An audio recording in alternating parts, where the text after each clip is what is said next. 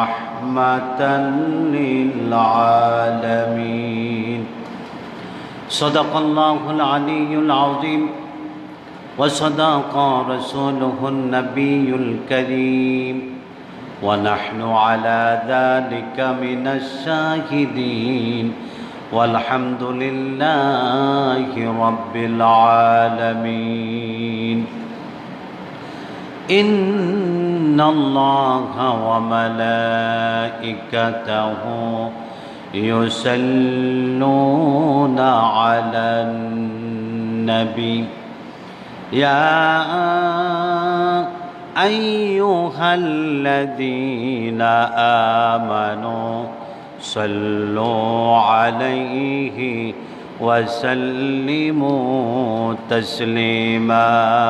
اللهم صل على سيدنا مولانا محمد وعلى آله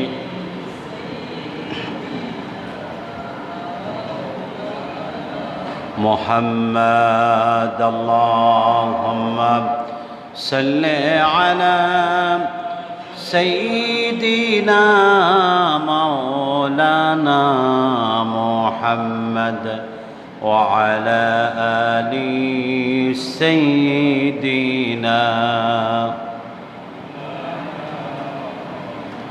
আমার মুসলমান বন্ধুগণ, আল্লাহ সুবহানাহু তাআলার দরবারে অসংখ্য শুকর।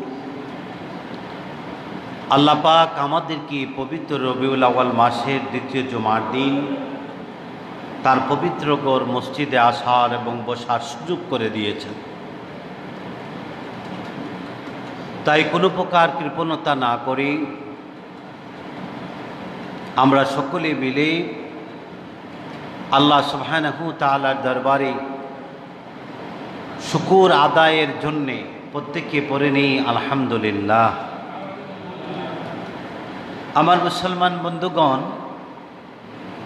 আমরা গত জুমার দিন আলোচনা করেছিলাম নবী করিম সাল্লাল্লাহু আলাইহি সাল্লামের জন্ম বৃত্তান্তের উপর, তার মা তার বাবা বিবাহ কেমন ছিল তিনি নিজে বর্ণনা করেছেন। আদম আলাহ নবী আলাইহিস সালাম থেকে তার পিতা হযরত আব্দুল্লাহ, তার মাথা হযরত আমেনা পর্যন্ত বৈবাহিক সূত্রে কিভাবে তিনি দুনিয়াতে আসতেছেন, রসুলের আগমনের নমুনার আটকারি পূর্বকালেই গত জুমা আমাদের আলোচনা শেষ হয়েছে। আজকে আমরা আলোচনা করব ওইখান থেকে আমাদের আলোচনা শুরু। আমার মুসলমান বন্ধুগণ, এই পৃথিবীর জমিনে আমরা কেউ চিরকাল থাকব না। কে কখন যাব, কোন জায়গায় কার শেষ নিবাস হবে আমরা কেউ জানি না।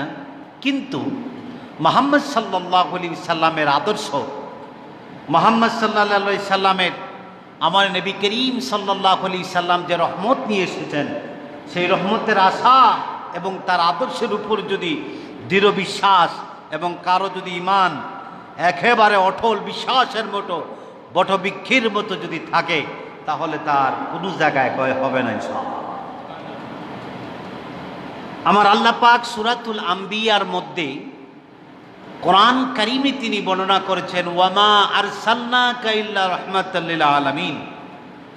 রাসূল করিম সাল্লাল্লাহু আলাইহি ওয়াসাল্লাম কে আল্লাহ পাক শুধুমাত্র কেবলমাত্র এই জগৎবাসীর জন্য, আমাদের জন্য, সবার জন্য তিনি রহমত হিসাবে প্রেরণ করেছেন। আমার মুসলমান বন্ধুগণ,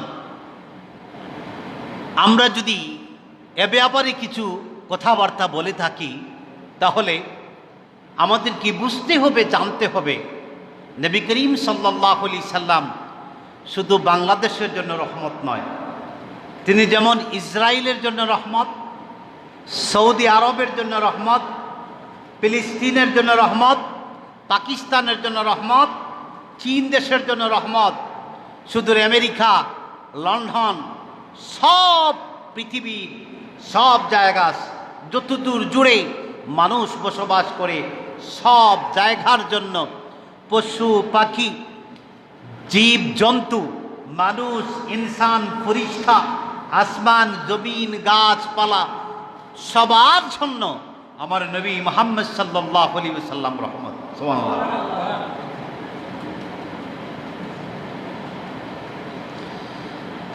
আমার মুসলমান বন্ধুগণ, গভীর মনোযোগ।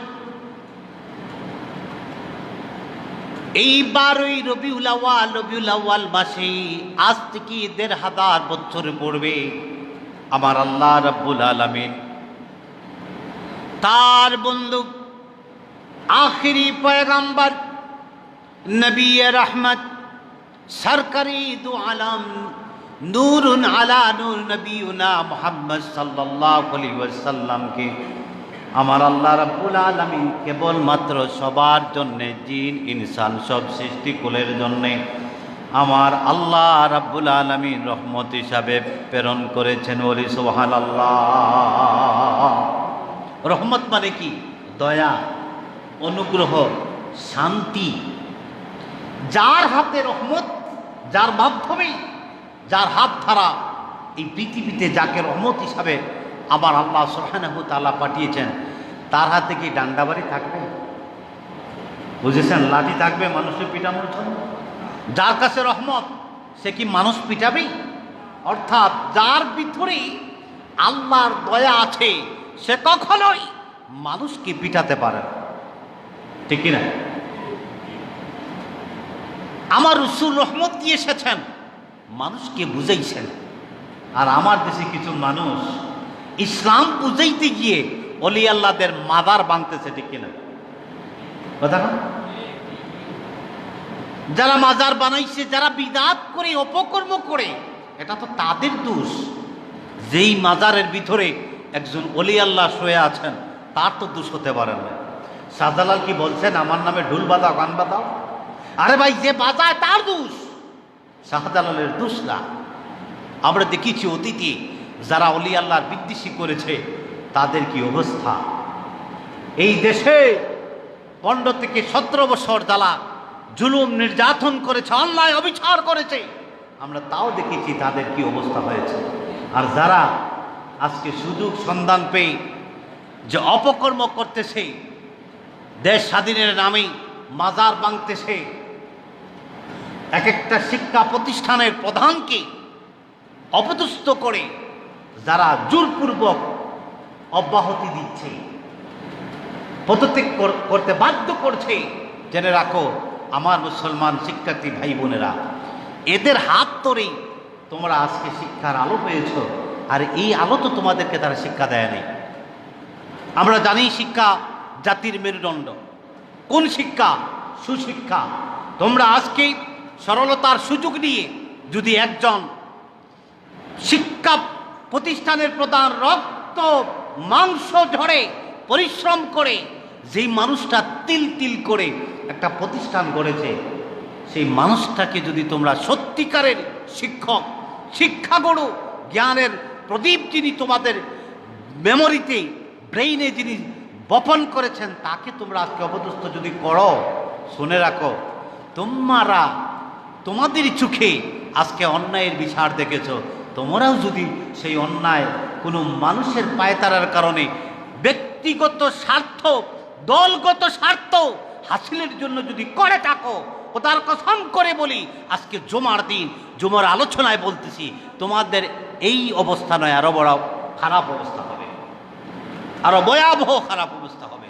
আমার মুসলমানগণ, আমি যেদিকে যাচ্ছিলাম, নবী করিম সাল্লাল্লাহু আলাইহি সাল্লাম মুসলমান শুধুমাত্র মুসলমান জাতির জন্য রহমত নয়, বরং তিনি মুসলমান, ইহুদি, খ্রিস্টান, নাসারা, বৌদ্ধ, অর্থাৎ এই পৃথিবীর ভিতরে যত জাতি আছে, যত বর্ণ, যত গোত্র, যত ভাষাভাষীর মানুষ আছে, সব মানুষের জন্যে, সব ইনসানের জন্যে আমার আল্লাহ পাক আমার নবী মুহাম্মদ সাল্লাল্লাহু আলাইহি সাল্লামকে রহমত হিসাবে প্রেরণ করেছেন। আমরা বর্তমান সমাজেই দেখতে পাই, রবিউল আউয়াল মাস আসলে কিছু সংখ্যক মুসলমানরা বিভিন্ন নমুনায় প্রশ্ন খুঁজে। কেউ বলে ঈদটা বলা যাবে না, কেউ বলে আনন্দ করা যাবে না, কেউ বলে রসুলের আগমনে মিছিল দেওয়া যাবে না। এই সমস্ত প্রশ্ন যারা খুঁজে তাদের এক একটা স্বার্থ আছে। যারা বলে ঈদ বলা যাবে না, ঈদ তো দুইটা। এটা গত বছর মিলাদুন্নবীর মাহফিলে আমি আলোচনা করেছিলাম। আমরা সংক্ষেপে বলে দেই নবী করিম সাল্লাল্লাহু আলাইহি ওয়াসাল্লামের আগমনের জন্যে আমরা নির্দিষ্ট একটা দিনকে কেন্দ্র করে কোরআন হাদিস থেকে আলোচনা করে মিলাদ মাহফিল কিয়ামগুলা আদায় করে দরুদ মাহফিল সংগঠিত করে মুসলমান নবীর ভালোবাসাকে মুসলমানদের হৃদয়ে বপন করার জন্য, মুসলমানদের ইমানি দীপ্ত শিখাকে আরো প্রজ্বলিত করার জন্য আমরা মিটিং মিছিল মাহফিলের এবং আলোচনা মাহফিলের ব্যবস্থা করে থাকি। ঠিক কিনা বলেন? আমরা দুনিয়ার স্বার্থ এবং কোনো মানুষের ধন্যবাদ পাওয়ার জন্য নয়। এই জন্য আমরা এই আনন্দের দিন হিসাবে, ঈদ অর্থ আনন্দ, এই শাব্দিক অর্থের দৃষ্টিকোণ থেকে আমরা ঈদে মিলাদুন্নবী বলে থাকি। আরেকটা বিষয় হলো, এদিন আনন্দ করা যাবে না। পৃথিবীর জমিনে এমন কোনো মুসলমান নয়, এমন কোনো মানুষ নয়, এমন কোনো আলেম, এমনকি খানায়ে কাবার যদি ইমাম হন আর তিনি যদি বলেন আমি আমার নবীর মিলাদে মানে আগমনে আমি খুশি হতে পারি না, আমি মনে করি কোরআন হাদিসের আলোকে সবচেয়ে বড় দাজ্জাল এই ব্যক্তি ছাড়া আর কেউ হতে পারে না। ঠিক কিনা? শুধু তাই নয় আমার মুসলমান বন্ধুগণ, আমি কি বলি, কি বুঝাতে চাই একটু মনোযোগ দিয়ে শোনেন। মুহাম্মদ সাল্লাল্লাহু আলাইহি সাল্লামের আগমনে আমি খুশি হলাম, আমি ইমাম, আমি আনন্দ মিছিল করি, মিলাদ মাহফিল আদায় করি, দুরূদ পড়ি, কিন্তু আমার নবী যা নিয়ে এসেছেন, আমাদের জন্য যা নিষেধ করেছেন, আমাদেরকে যিনি যে আদর্শ দিয়েছেন, উত্তম চরিত্রের নিদর্শন বলে দিয়েছেন, সেই আদর্শ রসুলের সুন্নাহ যদি আমি অনুসরণ না করি তাহলে আমার মতো গাদ্দার, মুনাফিক, কাফের এই জমিন আর কেউ হতে পারে না। অর্থাৎ বুঝাতে চাইলাম, নবীর আগমনে শুধু খুশি হইলে চলবে না, নবীর আগমনে কি করতে হবে? খুশিও হতে হবে, আবার নবীর আদর্শ সিরাতকেও মানতে হবে। আমরা এমন এক মাসলাক, আমরা এমন এক মাযহাবের আমরা অনুসরণ করি, মাসলাক এবং মাযহাব, যেই মাসলাক মানহাজ মাযহাব আমাদের কি শিক্ষা দিয়েছে, নবীর আগমনে যেমনই আনন্দ হতে হবে তেমনই মৃত্যুর আগ পর্যন্ত আমাদেরকে রসুলের সিরাতের উপর থাকতে হবে। সুবহানাল্লাহ। আমার মুসলমান বন্ধুগণ, আমি কি বুঝাতে চাই? নবীর আগমনে আনন্দ হওয়ার পর আমি আপনাদেরকে কি বুঝাতে চাই, কি বলতে চাই একটু মনোযোগ দিয়ে শুনেন। আমার আল্লাহ রাব্বুল আলামিন কোরআন কারীমের 28 নম্বর পারা সূরাতুল হাসরের মধ্যে তিনি বর্ণনা করেছেন, ওয়ামা আতাকুমুর রাসূলু ফাখুযুহু ওয়ামা নাহাকুম আনহু ফান্তাহু। আমার আল্লাহ পাক বলেছেন, ও আমার গোলামেরা শুনে রাখো, আমার নবী, আমার পয়গম্বর তোমাদের জন্য যা নিয়ে এসেছেন, যা তোমাদেরকে দিয়েছেন তা তোমরা গ্রহণ করো, আর যিনি আমার পয়গম্বর তিনি তোমাদেরকে যা নিষেধ করেছেন তা তোমরা বিরত থাকো। বলো না সুবহানাল্লাহ? সুবহানাল্লাহ বলেন। অর্থাৎ রাসূল যা দিয়েছেন তা আমাদেরকে ধরে রাখতে হবে। এমনকি আমার নবীর আদর্শ, আমার নবীর সুন্নাহ জীবিত করার জন্য এই জমিনের ভিতরে যদি আমার প্রাণনাশের হুমকি আসে, আমার যদি জীবন দিতে হয়, আমার মুসলমান বন্ধুগণ, আমার রাসূল যা নিয়ে এসেছেন, আমাদেরকে যা শিক্ষা দিয়েছেন, তার সুন্নাহ, তার আদর্শকে বাস্তবায়ন করার জন্য জীবন যদি দিতে হয়, তাহলে জীবন দিতে আমরা রাজি, কখনোই পিছনে যেতে রাজি না। এটা হচ্ছে মিলাদুন নবী রাসূল করিম সাল্লাল্লাহু আলাইহি সাল্লামের আগমনের মাসের বাস্তব শিক্ষা। আমার রাসূলের অনুসরণ অনুকরণ হিসাবে এই পৃথিবীর জমিনে আমার একমাত্র বিশ্বাস, ফিলিস্তিনের মুসলমানেরা মাত্র 20 থেকে 40 হাজার হামাস বাহিনী গোটা বিশ্বের মুসলমানদের পক্ষেই আমার নবীর দ্বীন সুন্নাহকে কায়েম করার জন্য একাই লড়ে যাচ্ছে। সুবহানাল্লাহ, একাই লড়ে যাচ্ছে। এই রবিউল আউয়াল মাসে আল্লাহর কাছে ফরিয়াদ করি, আল্লাহ আমাদের বীর মুজাহিদ ফিলিস্তিনের হামাস বাহিনীকে আপনার কুদরতি সাহায্য দ্বারা বিজয় দেন। আমিন। আমার মুসলমানেরা, বন্ধুরা, এখন এই রসুলের সুন্নাহ এবং আদর্শকে বাস্তবায়ন করতে হলে যদি আমাদের জীবন দেওয়া লাগে দিতে রাজি আছি। আমরা তো ফিতনা, রবিউল আউয়াল মাস আইলে ফিতনা নিয়ে মারামারি করতে রাজি, আদর্শ নিয়ে মারামারি করতে রাজি না। আরে ভাই, কোনো মুসলমান রেলি মানে না, কোনো মুসলমান দাঁড়ায় মিলাদ পড়ে না, আমাদের মতো মিলাদুন নবী উদযাপন করে না। কিন্তু সে নবীর আগমনে যদি খুশি থাকে, নবীর সিরাতে যদি সে বিশ্বাসী থাকে, খবরদার তাকে কাফের বলা যাবে কথা কোন? আমরা তো কেউ যদি দাঁড়ায় মিলাদ না পড়ে ডাইরেক্ট অটোমেটিক সস্তা ফতোয়া সে কাফের। কেউ যদি দাঁড়ায়া কিয়াম না করে তারে আমরা কাফির ফতোয়া দিই, আছে না নাই? এটা কোন আকাইদের বিষয়? আকাইদ মানে কি? বিশ্বাস, মানে আমরা যে বিশ্বাস করি আমানতু বিল্লাহি ওয়া মালাইকাতিহি, এই বলে আমাদের আকাইদ, আমাদের বিশ্বাস। যে মিলাদ দাঁড়ায়া পড়লো না, কাম করলো না, সে কাফির হতে পারে না। সে যদি নবীরে মানে, নবীর আগমনে যদি খুশি হয়, ঠিক কিনা? কিন্তু আমার মুসলমান বন্ধুরা, আমরা এমন এক ফিতনায় পড়ে গেছি, কিছু সংখ্যক মুসলমান বলে যারা মিলাদ পড়ে না, দাঁড়ায় না, তারা কাফের, আছে না নাই? আমার কেউ বলে মিলাদুন নবী মাহফিল আসলে যারা ঈদে মিলাদুন নবীর ব্যানারে মাহফিল করে মিলাদ পরে আলোচনা করে, ওইটা কোরআন হাদিসে নাই, বলে কিনা? কোরআন হাদিসে নাই। আমি এই বিষয়ের উপর সামনের দিকে যাচ্ছি, ইনশাল্লাহ আমরা একটা সমাধান পাব। আগে বলি, যারা বলে মিলাদুন নবীতে খুশি হইলে ইমান বাড়ে না, ইমান কমবে, কারণ আবু লাহাব মিলাদুন নবীতে খুশি হইয়া তার দাসী সুয়াইবাকে আজাদ করেছিল, তারপরেও তো সে জাহান্নামী, জান্নাতে জ্বলতেছে। প্রশ্ন খুব সুন্দর, প্রশ্ন কি খুব সুন্দর, যুক্তিও খুব সুন্দর, ঠিক কিনা? আবু লাহাব কে ছিলেন? রসুলের চাচা। রসুলের কি ছিলেন? চাচা। চাচা হয়ে বাতিজার আগমনে তিনি বলতেছেন, আরে আমার ভাই আব্দুল্লাহ, তিনি আজ দুনিয়াতে নাই, তার সন্তান আমিনার গর্ভ থেকে মোহাম্মদ দুনিয়াতে এসেছে। আর যদি আমার ভাই থাকতো তাহলে কত খুশি করত।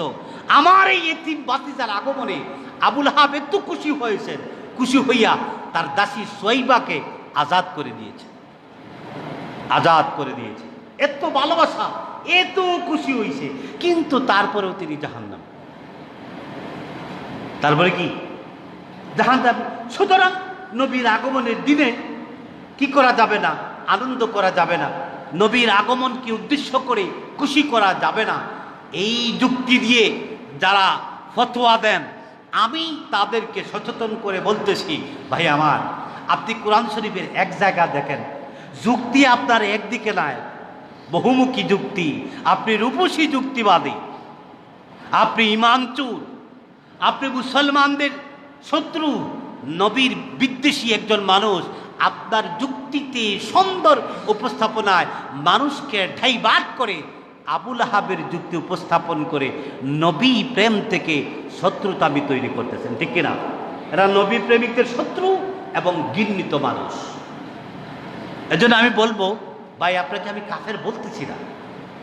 এই প্রসঙ্গ নিয়ে যারা মাঠে ময়দানে এই মানহাজ নিয়ে যারা নামছেন, আপনাদের মিশন শুরু হয়েছে, আমি অনুরোধ করব ওই জায়গা থেকে ফিরে এসে সঠিক সুন্নাহ সঠিক আহলে সুন্নাত ওয়াল জামাতের আকীদায় বিশ্বাসী হন। আল্লাহ পাক যেন তাদেরকে তৌফিক দান বলেন, আমিন।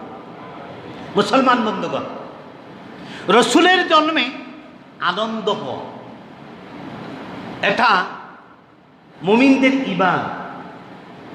আর এই ঈমানকে পরিপূর্ণ করার জন্যে রসুল জানিয়ে এসেছেন, আমাদেরকে দিয়েছেন তা গ্রহণ করা, আর যিনি তা নিষেধ করেছেন তা থেকে বিরত থাকা।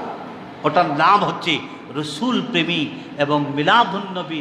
রসুলের আগমনে যারা প্রকৃত ইমানদার খুশি যারা করে, মুমিন মুসলমান যারা মিলাদুন্নবীর আগমনে খুশি হয়, তাদের নিয়ত হলো আমার নবীর আগমনে, তাদের উদ্দেশ্য হলো, তাদের আকীদা, তাদের বিশ্বাস, আমার নবীর আগমনে আমি খুশি, এবং আমার নবীর আগমনে আমার রসুল আমাকে যা দিয়েছেন, যা নিষেধ করেছেন, যা আমাকে হুকুম দিয়েছেন, সব সুন্নাহ দিয়েছেন তা গ্রহণ করা, যা নিষেধ করেছেন তা বিরত থাকা।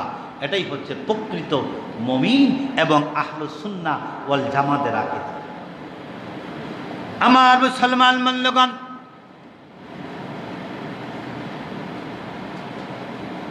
অনেক মানুষ প্রশ্ন তুলে দেয়, তোমরা 12ই রবিউল আউয়াল উপলক্ষে মিলাদ মাহফিল করো, মিছিল করো, মাহফিল করো, আলোচনা করো। রসুলের তো কোনো আলোচনা নাই, রসুলের জন্য কোনো আলোচনা মাহফিল নাই, আনন্দ নাই, তাহলে তোমরা কেন করো? আমার মুসলমান বন্ধুরা, গভীর মনোযোগ। আমরা এই জন্যই করি, এই পৃথিবীর বুকে যত উলামায়ে কেরাম অতিথি এই দুনিয়া থেকে ইহদাম ত্যাগ করে চলে গেছেন, অনেক বর্ণনা দিয়েছেন। পবিত্র মাহে রবিউল আউয়াল মাসে আজ থেকে 1500 বছর পূর্বে আমার নবী সরকার কায়নাত, নবী দু জাহাব, নবী রহমত, নবীজি মুহাম্মদ সাল্লাল্লাহু আলাইহি ওয়াসাল্লাম আমেনার গর্ভে কোন এক রবিউল আউয়াল মাসে, ঐতিহাসিক বিদগণ, ইসলামী চিন্তাবিদগণ বলেছেন, কেউ বলেছেন 3 তারিখ, কেউ বলেছেন 9 তারিখ, কেউ বলেছেন 10 তারিখ, কেউ বলেছেন 12 তারিখ, কেউ আবার বলেছেন 18 তারিখ আমার নবী মুহাম্মদ সাল্লাল্লাহু আলাইহি ওয়াসাল্লাম এই দুনিয়ার জমিনে দুলক বুলক আলোকিত করে আমেনার ঘরে এসেছেন। সুবহানাল্লাহ, আমেনার ঘরে এসেছেন। নির্ভরযোগ্য অধিকাংশ উলামায়ে কেরাম একমত হয়েছেন, সব কিন্তু একমত না, বেশি সংখ্যক উলামায়ে কেরাম মত পোষণ করেছেন 12ই রবিউল আউয়াল আমাদের নবী মুহাম্মদ সাল্লাল্লাহু আলাইহি সাল্লাম আব্দুল মুত্তালিবের ছেলে হযরতে আব্দুল্লাহর গৃহে মা আমিনার কোলে আমার নবী এসেছেন। কত তারিখ? 12ই রবিউল আউয়াল। কিন্তু 12ই রবিউল আউয়াল আমার নবী আমাদেরকে কোরআন এবং সুন্নাহর আলোয় আলোকিত করে আমাদের জন্য পূর্ণাঙ্গ জীবন বিধান সব কিছু অক্ষত রেখে বাস্তবায়ন করে 12ই রবিউল আউয়াল এই দুনিয়া থেকে ত্যাগ করেছেন। এ ব্যাপারে সব উলামায়ে কেরাম একমত। এ ব্যাপারে সব উলামায়ে কেরাম কি? এখন কোন উলামায়ে কেরাম তো নিষেধ করেন নাই 12ই তারিখ রবিউল আগমন উপলক্ষে মিলাদ মাহফিল করে দেবেন, বরং উলামায়ে কেরাম বলেছেন এই মাসের পুরা মাস নবীর জন্মের মাস, আপনি যখন যেথায় পারেন আলোচনা মাহফিল করেন, আপনি মিলাদ মাহফিল করেন, র্যালি দেন, এটা কোনো নিষেধ নেই। আমার মুসলমান বন্ধুরা, অনেক আলোচনা আপনারা বুঝতে পারবেন আমার নবীর জন্মের বিষয়টা কেন আলোচনার বিষয়। আমি আপনাদেরকে আমার নবী সম্পর্কে বলতেছি, আমাদের নবী আল্লাহর পয়গম্বরে দুনিয়াতে এখনো আসেন নাই, আমেনার গর্ভে আসেন নাই। ইসলামী ইতিহাসবিদগণ বলেছেন মায়ের গর্ভে তিনি 3 দিন, 6 দিন, 11 দিন অথবা 19 দিন মায়ের গর্ভে তিনি চলে এসেছেন। এখনো রক্তপিণ্ড হয় নাই, এখনো রক্তপিণ্ড জমাট হয় নাই, রক্তের মধ্যে তিনি আছেন। কেবলমাত্র শুরু, কেবলমাত্র সূচনা। আমার নবী দুনিয়াতে আগুনের সূচনা। এমত অবস্থায় মক্কা নগরীর মহিলারা কানা গোসা শুরু করে দিল। আমার নবীর আম্মা জান হযরতে আমেনা রাদিয়াল্লাহু তাআলা আনহু ঘর থেকে বের হলে যেদিকে যায় তার দেহ থেকে এমন প্রকার সুগন্ধি সমাজে ছিটিয়ে পড়ে, মহিলারা চিন্তায় পড়ে গেল যে এত উত্তম বংশ, এত সম্মানী বাড়ির মানুষ হয়ে তিনি স্বামী মারা যাওয়ার জন্যে বিধবা মহিলা স্বামী হারাম সুখ পালন করার কথা। এত বড় সম্মানী গোত্রের মানুষ, এত বড় সম্মানী বাড়ির মহিলা, বিধবা মহিলা আমেনা স্বামী হারা হয়ে শোক পালন করার কথা, কিন্তু শোক পালন না করে এমন পারফিউম লাগায়, এটা তো মেনে নেওয়া যায় না। আর তার পারফিউমের সুগন্ধি, তার সুগন্ধির সুবাস এত চমৎকার, এত মধুর, আমাদের নাকে লাগে। মক্কার যত মার্কেট আছে, সর্বোচ্চ আতরের মার্কেট জাজিলাতুল আরাবিয়ার মার্কেটেও আমরা খুঁজে পাই না। বুঝেছেন কথা? আমার নবী আসবেন, বুঝেন আমার কথা, খুব চমৎকার আলোচনা। দুনিয়াতে আসবেন মাত্র নমুনা। মা আমেনা সমাজে হাঁটতেছেন, মহিলা কানাকুসা শুরু করে দিয়েছে যে আব্দুল মুত্তালিব ব্রাহ্মণের বৌবা হয়ে স্বামী হারা, তিনি সুখ পালন করার কথা, তিনি তো দেখি উল্টা চলতেছেন, আতর লাগায়া ঘুরতেছেন। এটা তো মেনে নেওয়া যায় না, ঠিক না? একজন ওলি আল্লাহ বা বড় একজন আলেম যদি মারা যায় আর তার বউ যদি আতর লাগায় পারফিউম লাগায় হাঁটে, তো লোকজন কি বলবে? বলে বেটির জামাই ছিল অলি, নেককার মানুষ ছিল, বেটি কামটা করে, ঠিক না? তেমনই পাবে মানুষেরা না বুঝে আলোচনা শুরু করে দেয়। আমার মুসলমান বন্ধুগণ, এক পর্যায়ে আমার নবীর দাদা আব্দুল মুত্তালিবের কানে চলে গেল, এইভাবে কথা চলে গেল, আপনার বৌমা রাস্তা দিয়ে হাঁটে, স্বামীহারা বিধবা মহিলা, শোক পালন করার কথা, শোক তো পালন করবে দূরের কথা, উল্টা পারফিউম আর আতর লাগায়া ঘোরাফেরা করে, মেনে নেওয়া যায় না। হ্যাঁ আব্দুল মুত্তালিব, এটা একটার ব্যবস্থা করুন। আব্দুল মুত্তালিব ঘরে চলে গেলেন, তার স্ত্রীকে ডেকে বলেন, স্ত্রী আমেনা কোথায়, আমার বৌবা কোথায়, আমার মেয়ে কোথায়, নিয়ে আসো। আমি তাকে প্রশ্ন করতে চাই। লোকজন কানাকুনা কুসা শুরু করে দিয়েছে, এমনকি আমার কাছে নালিশ করে দিয়েছে আমেনা বিধবা হয়ে স্বামী সুখ আদায়ের পরিবর্তে পারফিউম লাগায়, সুগন্ধি লাগায়া এলাকার ভিতরে চলাফেরা করে, অভিযুক্ত করেছে আরবের মহিলারা। আমি এটা মেনে নিতে পারি না।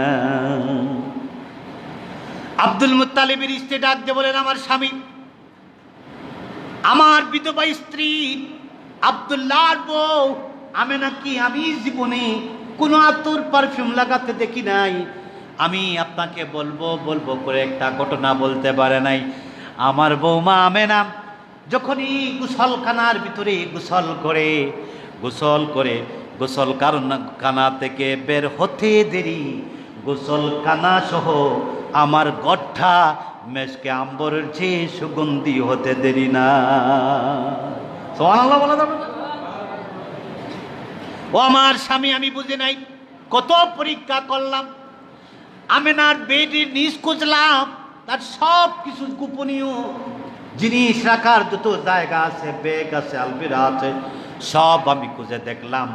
আমেনা কোনো পারফিউম লাগায় না, সুগন্ধি লাগায় না। স্বামী আমার আব্দুল মুত্তালিব, শুনে রাখো, নিশ্চয়ই এই পারফিউমের পিছনে আমার আল্লাহ তাআলার কোন নিদর্শন আছে। আসতে বলেন সুবহানাল্লাহ।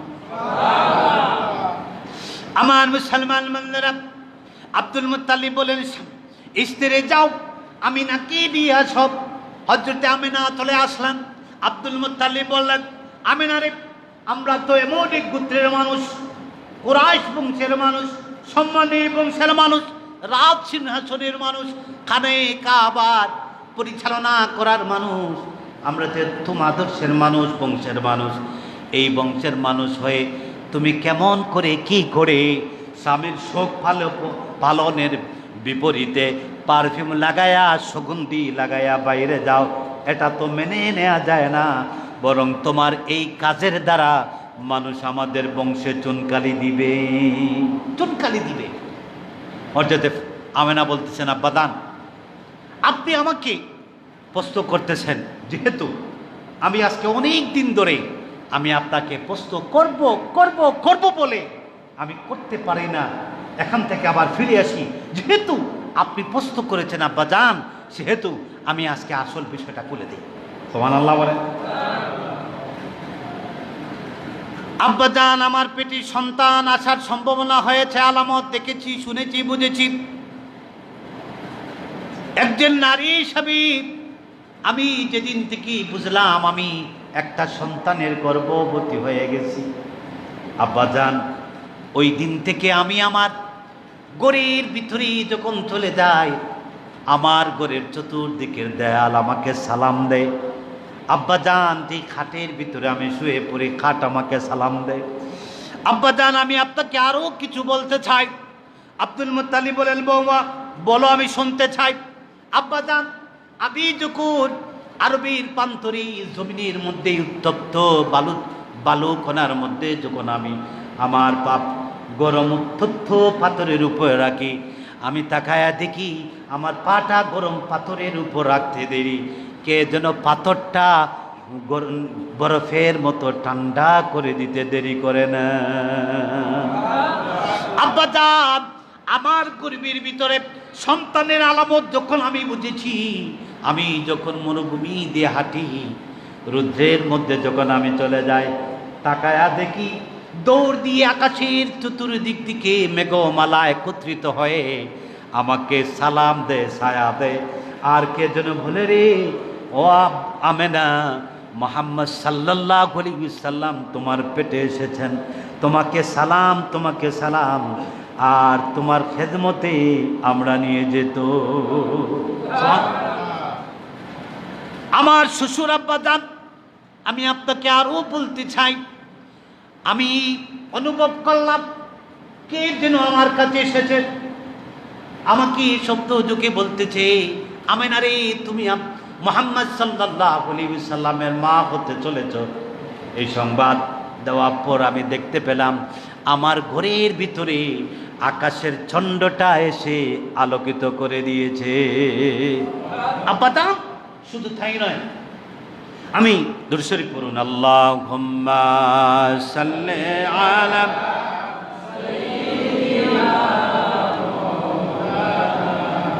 মুহাম্মাদ ওয়া আলা আলি।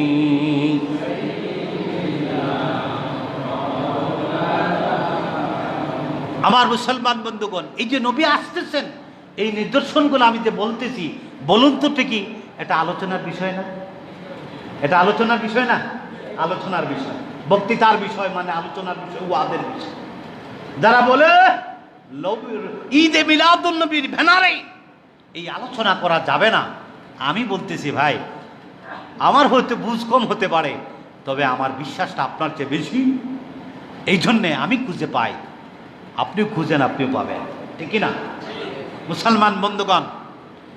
শুধু তাই নয়, আখিরি জামানার নবী, আল্লাহর পয়গম্বর, নবীউল আরবি, নবী রহমত, দু জাহানের বাদশা আমার নবী, নবীজি সাল্লাল্লাহু আলাইহি ওয়াসাল্লাম দুনিয়াতে আগমনের সময় আমার আম্মাজান আমেনা রাদিয়াল্লাহু তাআলা আনহা, আমেনা তার শ্বশুর আব্দুল মুত্তালিবকে বলতেছেন, আব্বাজান আপনি প্রশ্ন করেছিলেন আমার দেহ থেকে পারফিউমের আপনি গন্ধ পান, লোকজন সমালোচনা করে। আমার শ্বশুর আব্বাজান, আমার দেহের ভিতর থেকে যেই পারফিউমের গন্ধ আসে, যেই আতরের সুগন্ধি আছে, আব্বাজান আরশে আজিমের মালিকের নামে কসম করে আমি না বলতেছি, আমি দুনিয়ার কোনো পারফিউম লাগাই না আব্বাজান।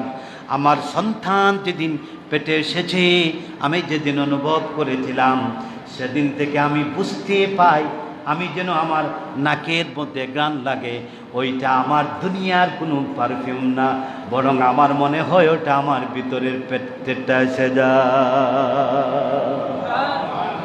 আসতে বললেন আব্বাজান, এটা বাইরের কোনো পারফিউম না, বরং এটা তো পেটের ভিতরে এসেছে। আব্বাজান, আপনাকে আমি আরো একটা স্বপ্নের কথা বলতে চাই। আমি যখন গর্ভবতী হয়ে গেলাম, অনুভব করলাম, তখন আসমান থেকে 4 জন মহিলা এসে আমাদেরকে বলতেছে, আমেনা, আপনার গর্ভে আমার আল্লাহ রাব্বুল আলামিন একটা সন্তান দিয়েছেন, তার নাম হবে আহমদ মোহাম্মদ। নবীজি সাল্লাল্লাহু আলাইহি সাল্লাম, আমেনারে, আপনার গর্ভে যে সন্তান এসেছে, আমরা আর থাকতে পারি নাই, আকাশ থেকে চলে এসেছি, আল্লাহর দরবার থেকে আল্লাহর হুকুমে তোমার গিয়ে এসেছি। খবরদার আমেনারে, চিন্তা করা লাগবে না, কোনো প্রকার কষ্ট হবে না, বরং তোমার সন্তান জেনে রাখো নবী হবেন, শেষ পয়গাম্বর হবেন, সমস্ত নবীগণের নবী হবেন, সমস্ত সৃষ্টির জন্য রহমত হবেন, আর জান্নাতি তোমার সন্তান আমাদের স্বামী হয়ে যাবে। বলুন এই 4 জন মহিলা, আব্বাজান, আমি আপনাকে 4 জন মহিলা এসেছেন, আমি 3 জনের নাম আপনাকে আমি বলতে পারবো, একজনের নাম বলতে পারবো। আব্দুল মুত্তালিব বললেন, আমেনারে বলো 4 জন মহিলাকে। আমেনা বলতেছেন, আব্বাজান, 1 নম্বরে আমি 4 জন মহিলা এসেছেন, তার ভিতরে 1 নম্বরে যার নাম বলবো তিনি হলেন ঈসা আলাইহিস সালামের মা হযরতে মারিয়াম। কে? হযরতে মারিয়াম সাধারণ মহিলা ছিলেন, হ্যাঁ, পিতা সারা আল্লাহ নিজস্ব পুত্র, যার বর্ণনা কোরআনে আছে না নাই? আব্বাজান, 2 নম্বরে যে মহিলা এসেছেন তার নাম আমি বলবো, তিনি হলেন মূসা আলাইহিস সালামের বোন হযরতে কুলসুম। কে? 3 নম্বরে এসেছেন ফেরাউনের স্ত্রী হযরতে আসিয়া। এই 3 জন মহিলা, 4 জন মহিলা আসলেন। আব্বাজান, তারা এত সুন্দর করে আমার আল্লাহ রাব্বুল আলামিন তাদেরকে চেহারার ভিতরে চমৎকার নিদর্শন দেখিয়েছেন। আব্বাজান, আমি বলতে চাই, অল্প মুহূর্ত, আমি কয়েক মিনিট তাদের সঙ্গে থেকেছি। তারা আমাকে ঘুম থেকে ওঠালো, মালা পরায়া দিল, কপালে চুমু দেয়, গালে চুমু দিয়ে বলল, আমেনারে, কষ্ট করা লাগবে না, চিন্তা করে লাগবে না, তোমার পেটে আমাদের জান্নাতের স্বামী, 2 জাহানের বাদশা নবী মুহাম্মদ সাল্লাল্লাহু আলাইহি সাল্লাম এসেছেন, তার দায়িত্ব স্বয়ং আল্লাহ তাআলা নিয়েছে। বলুন না সুবহানাল্লাহ। আমেনারে কষ্ট নাই। আব্বাজান, এই কথা বলে তারা চলে গেল। এরপর থেকে আব্বাজান, আমি বুঝতে পারি না, এই গোটা কয়েক মুহূর্ত তাদেরকে দেখেছি, তাদের সৌন্দর্য এবং তাদের গায়ের ঘ্রাণ আজও অবধি পর্যন্ত আমি আমেনার চোখ এবং নাক থেকে মিটে না। সুবহানাল্লাহ, জোরে না আসতে? আমার মুসলমান বন্ধুগণ, আমার নবীর আগমনের অনেক বর্ণনা এসেছে। সময় শেষ, সময়ের দিকে লক্ষ্য করে তিনি কিভাবে দুনিয়াতে আসলেন। আমার নবীর মা আমেনা বলতেছেন, একজন মহিলা যেইভাবে সন্তান সম্ভব হওয়ার পরে পেটে ধারণ করি যেই প্রকার বেদনা, যেই প্রকার কষ্ট, সন্তান গুতাগুতি করে লড়াছড়া করে পেট মোটা হয়ে যায়। আমেনা বলেন, আমার পেটে সন্তান আছে, কিন্তু গর্ভবতী মহিলার যতগুলো আলামত পাওয়া যায়, আমি আমার সন্তানকে ধারণ করেছি পেটেটি, কিন্তু কোনো প্রকার কষ্ট, কোনো প্রকার বেদনা অনুভব করি না। আমি দেখলাম আমার সন্তান দুনিয়াতে ডেলিভারি হয়ে দুনিয়াতে চলে এসেছে, আকুল পর অজ্ঞান হয় নাই।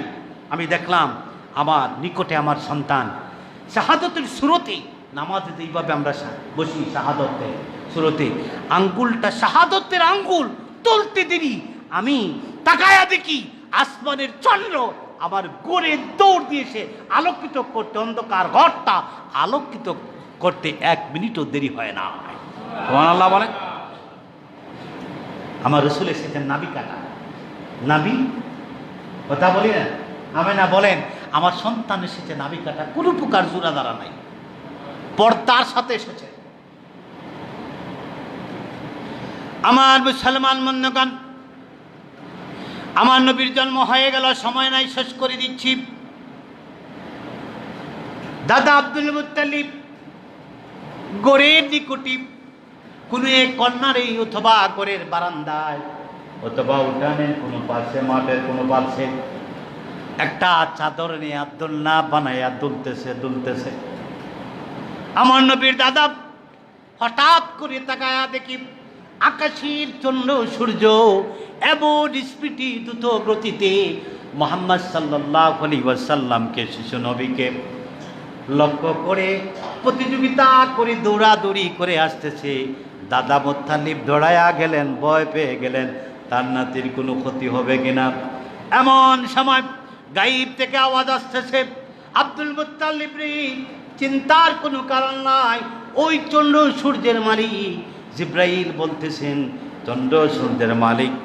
গায়েব থেকে আওয়াজ আসতেছে, আমার আল্লাহ রাব্বুল আলামিন মুহাম্মদ সাল্লাল্লাহু আলাইহি সাল্লামের খেলনা হিসাবে চন্দ্র সূর্যকে পাঠিয়ে দিয়েছে। আব্দুল মুত্তালিব তাকায়া দেখেন শিশু নবী দোলনার ভিতরে হাতটা এইভাবে নাড়তেছে। এইভাবে যদি হাত নেই, সূর্য নিকটবর্তী হয়ে গেল, চন্দ্র নিকটবর্তী হয়ে গেল। হাত এদিকে দুললে সূর্য ডান দিকে দুলে। আমার নবীর হাত বাম দিকে যখন ধুলান, বার্তা হিসাবে যেইভাবে হাত নাড়েন, সূর্য চললো এইভাবে নড়াছড়া খেলা দেওয়া শুরু করে। পর্দার আড়াল থেকে আমেনা তাকায়া দেখেন দাদা এবং নাতির মোহব্বত ভালোবাসা দেখে চোখের পানি ছেড়ে দিয়ে কাঁদতেছে। আমেনা কাঁদতেছেন, হায় রে আমার সন্তান, আমার এতিম সন্তান মোহাম্মদ, বাবা হারা এতিম। আজকে যদি আমার স্বামী আব্দুল্লাহ দুনিয়ার জমিনে বেঁচে থাকতো, হয়তোবা মক্কার ভিতরে জাজিজাতুল আরবার ভিতরে দুইটা বড় মেলা, ওখাদার মান্নাজের মেলা থেকে আমার সন্তানের জন্য খেলনা নিয়ে আসতেন, আমার সন্তানকে নিয়ে যেতেন, ঘোরাইতেন, চলতেন। যেই এই কথাটা মনে মনে ভাবলেন, হঠাৎ আমেনা বলে, তখনই আমি গায়েব থেকে শুনতে পেলাম আওয়াজ এসতেছে, আমেনারে, চিন্তার কোনো কারণ নাই, তুমি তো ভাবতেছো যদি মুহাম্মদ সাল্লাল্লাহু আলাইহি ওয়াসাল্লামের আব্বাজান আব্দুল্লাহ যদি আজ বেঁচে থাকতো, তোমার সাথে জুম্মি, তোমার স্বামী যদি চিন্তা থাকতো, হয়তো আরবের কোনো মেলা থেকে প্লাস্টিকের খেলনা, মাটির খেলনা, কাঠের খেলনা, লোহা স্টিলের খেলনা মুহাম্মদ সাল্লাল্লাহু আলাইহি সাল্লামের জন্য নিয়ে আসতো। আমেনারে, শুনে রাখো, আমি আল্লাহ জান্নাত থেকে আরশে আজিম থেকে অর্ডার দিয়ে পৃথিবীর সবচেয়ে সুন্দর চন্দ্র সূর্যকে আমার বন্ধুর মহব্বতে তোমার সন্তান মুহাম্মদের জন্য চন্দ্র সূর্য তারকারাজিকে খেলনা বানায়া দিলাম, খেলনা বানায়া দিলাম। আমেনারে, তুমি বলতেছো তোমার স্বামী আব্দুল্লাহ, মুহাম্মদের বাবা আব্দুল্লাহ তোমার সন্তানকে নিয়ে কোনো জায়গায় ঘোরাঘুরি করতো। আমেনারে, আমি কথা দিলাম, ও আমি কথা দিলাম, একদিন আমি আসবুরি এই দুনিয়ার জমিনে আমার বাহিনী, আমার বাহন প্রেরণ করবো রে আমেনা।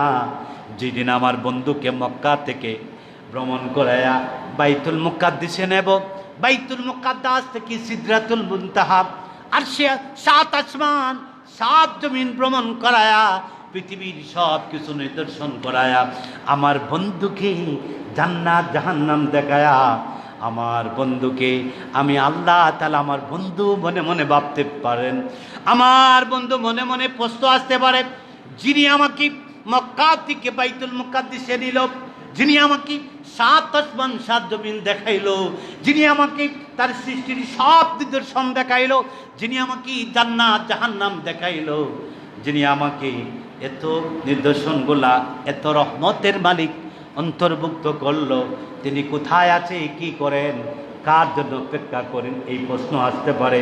এই জন্য আমেনারে, সাক্ষী থাকো, আমি তোমাকে বললাম আমার বন্ধুকে 70,000 নূরের পর্দা ভেদ করে আমি আমার আরশে আজমে নিব। সুবহানাল্লাহ বলে। আমার বন্ধুরে আমেনা, ও আমেনা, শুধু তাই নয়, আমার বন্ধুকে আরশে আজিমের কাছে আমার কুরসির পাশে সম্মানী আসনে বসায়া আমার বন্ধুর সাথে আমার প্রেম নিবেদন করে আমার বন্ধুর সাথে আমার সব বেতা বেথনা শেয়ার করে আমার বন্ধুরে দেখাইব। বন্ধুরে তাকায়া দেখো, আর সে আজিমের প্রতিটি জায়গায় আমার নামের পাশে আপনার নাম মোহাম্মদ আমি আল্লাহ ডিজাইন করে লিখে দিলাম। আল্লাহ তাআলা আমার নবীকে তো নিয়ামত দিয়েছেন, আমরা সেই নবীর উম্মত, ঠিক কিনা? কথা কোন সেই নবীর উম্মত না? সেই নবীর উম্মত। সুতরাং আমরা সেই নবীর উম্মত হয়ে আমরা সেই নবীর মতে চলবো কিনা? কথা কোন? সেই নবীর মতে চলার দরকার আছে না নাই?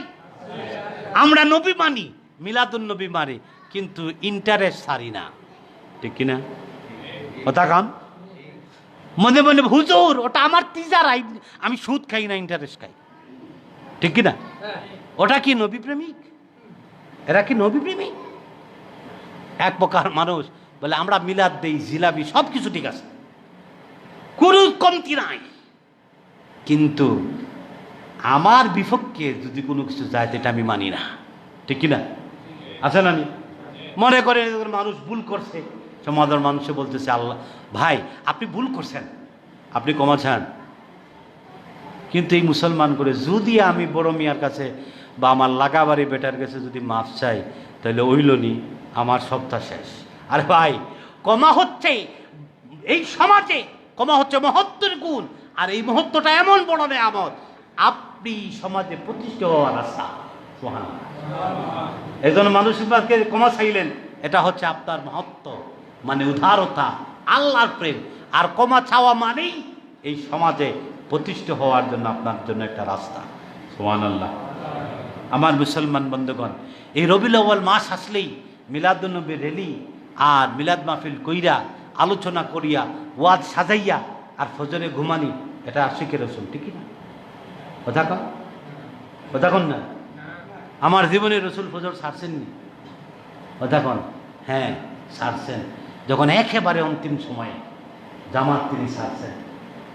শেষ সময়েও আমাদের আম্মা জান আয়শা সিদ্দিকা বলেন, আয়শারে আমি তো জামাতে যেতে পারি নাই, মসজিদে নবী ভিতরে যেতে পারি নাই, তুমি আমাকে কষ্ট করে ওঠাও, আমি দেখতে চাই আমি এই ইহকাল ত্যাগ করার পরে আমার সাহাবীদের মাধ্যমে কত সুন্দর করে নামাজটা জমিনে জামাত হয়ে টিকে থাকবে, এই দৃশ্যটা আমাকে দেখাও, আমি দেখতে চাই। আমার নবী আম্মা জান আয়শা সিদ্দিকার ডান কাঁধে ভর করে তিনি তার গৃহ থেকে তাকায়া দেখেন আবু বকরের ইমামতিতে সাহাবীরা নামাজ পড়তেছেন। এটা হচ্ছে প্রকৃত নবী প্রেমী, নবীর আগমনে যারা খুশি হবে। এই জন্য সূরা হাসরে বলা হয়েছে ওমা আতাকুমুর রাসূলু ফাখুযু, রসুল যা নিয়ে এসেছেন তা আমাদেরকে মানতে হবে, অবশ্যই আমাদের জন্য তিনি যা দিয়েছেন তা গ্রহণ করতেই হবে, করতেই হবে। রসুল যা নিষেধ করেছেন তা আমাদেরকে নিষেধ করতে হবে, ছাড়তে হবে। রসুল মদ খাওয়া নিষেধ করেছেন, ঠিক কিনা? অন্যের ক্ষতি করা নিষেধ করেছেন, ঠিক কিনা?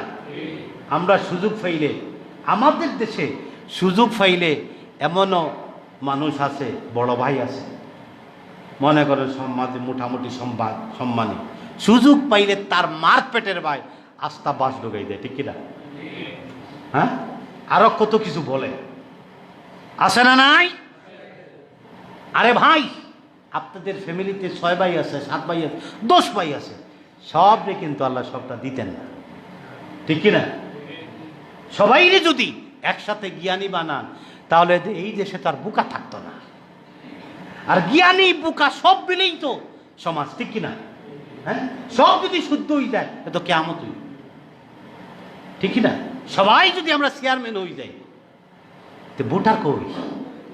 ভোটার ছাড়া কেউ চেয়ারম্যান হইতে পারবে? এই জিনিসটা বুঝতে হবে।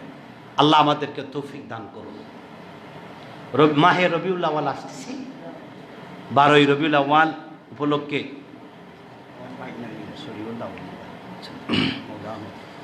12ই রবিউল আউয়াল উপলক্ষে বিভিন্ন জায়গায় আমাদের বিভিন্ন জায়গায় মিলাদুন্নবী আয়োজন হচ্ছে, আমরা ওই দিকে লক্ষ্য করব, ওই জায়গায় আমরা শরিক হব ইনশাল্লাহ। আমাদেরকে আল্লাহ পাক সুযোগ দিবেন, আমরা যেন শরিক হতে পারি। ওই আমি এখন আমাদের মতুল্লি সাহেব আগামী 20 তারিখ শান সাবাইতেছে, মতুল্লি সাহেব তো ওনার দায়িত্ব পালন করবেন। আমি আপনাদের কাছে বলতে চাই, আমরা 3-4 মাস আগে খানকা করছিলাম না, কথা কন।